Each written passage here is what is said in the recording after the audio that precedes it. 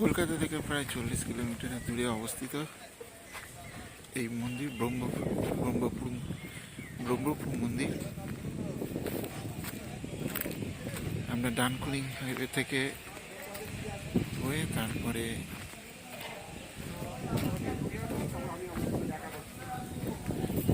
Net আপনার 40 kilometre মন্দির। Actually এটা হলো ব্রহ্মদেব মন্দির।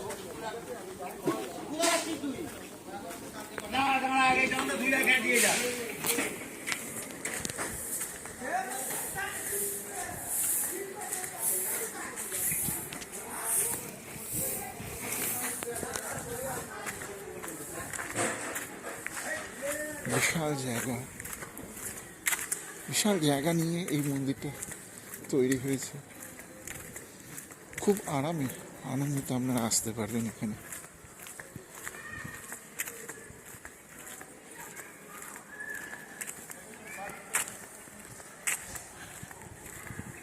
মেন গেট হচ্ছে এটা। আমরা ব্যাক সাইড হয়ে এসেছি, গাড়িটা সব পার্কিং করেছে ওই জায়গায়, যার জন্য আমরা ওই দিক করে এলাম।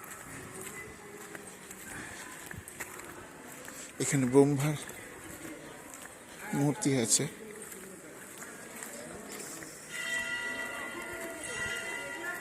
তার নামকরণ অনুযায়ী সেই জন্য এখানে ব্রহ্মপুর নাম দেওয়া হয়েছে। এই gate main gate.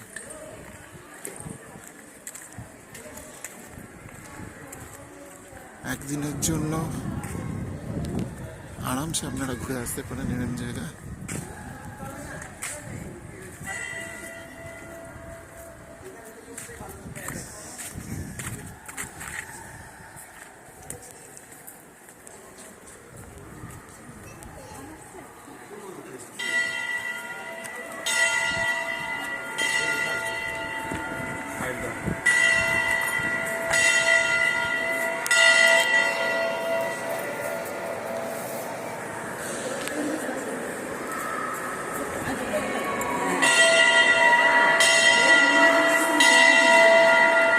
Brahma Vishnu Maheshwar.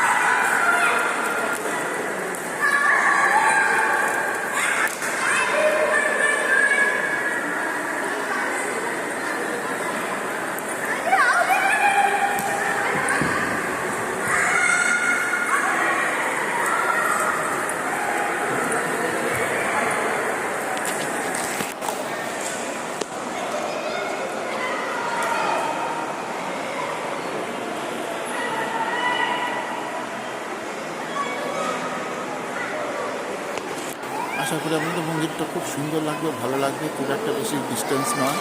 এখানে আপনি আরামসে কলকাতা থেকে গাড়ি ভাড়া করে খুব ইজিলি চলে আসতে পারবেন এই মন্দিরে। Just 40 kilometre. সকালে আসবেন, এখানে ভোগ বিতরণ হয়। আপনারা ভোগ কিছুক্ষণের মধ্যেও এখানে পেয়ে যাবেন। ভোগ খাওয়া দাওয়া করে বিশ্রাম করে বিকেলবেলা আরামসে বাড়ি ফিরতে পারবেন। খুব সুন্দর জায়গা। এখানে অনেকক্ষণ সময় কাটাতে পারবেন আপনারা। অবশ্য 12টার সময় এটা বন্ধ হয়ে গেলে বাইরে আপনাদের কিছু ওয়েট করতে হতে পারে। সকাল 7টা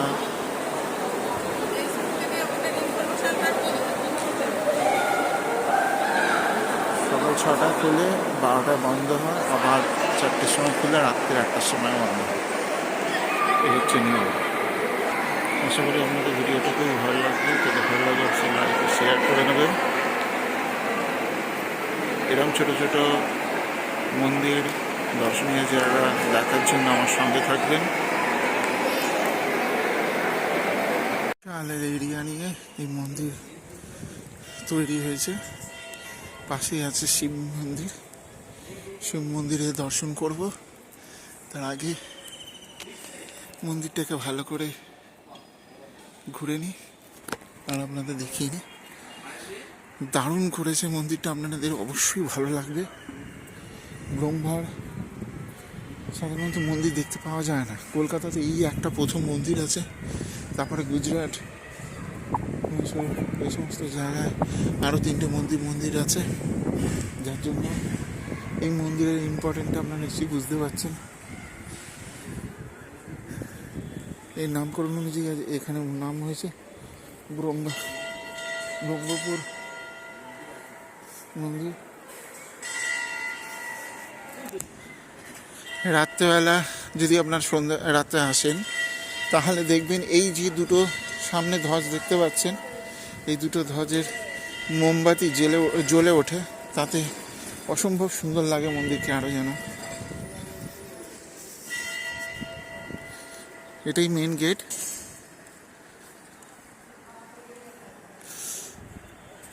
এখানে শিব মন্দির।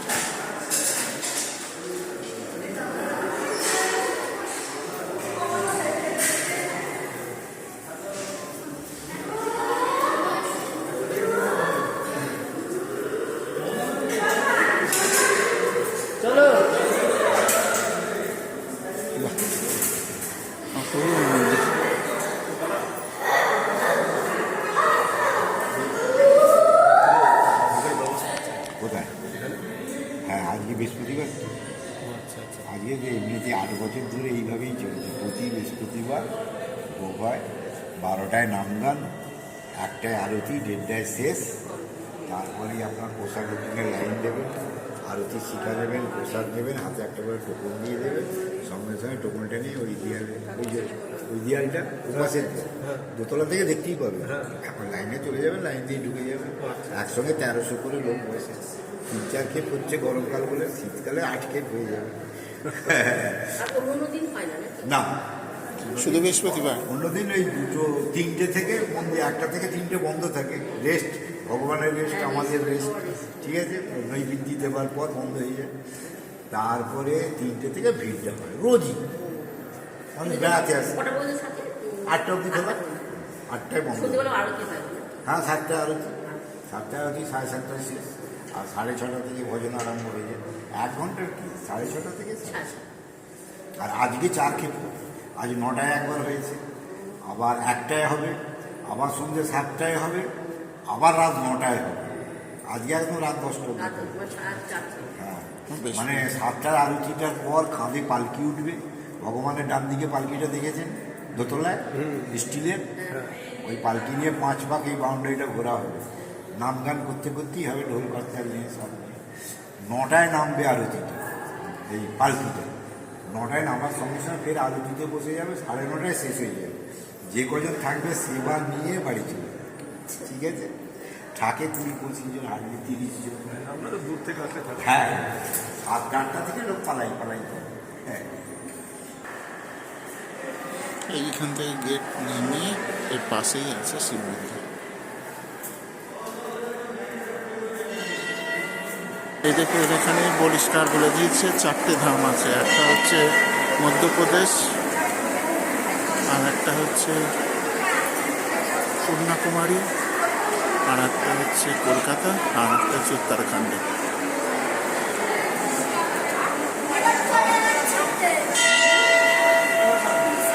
এখানে ভোগ রান্না চলছে। বন্ধ করো, বন্ধ করো। কত বড় জায়গা!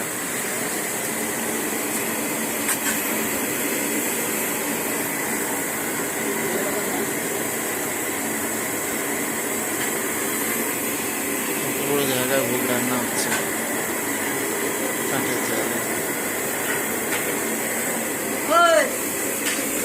খেয়াল থাকবো না।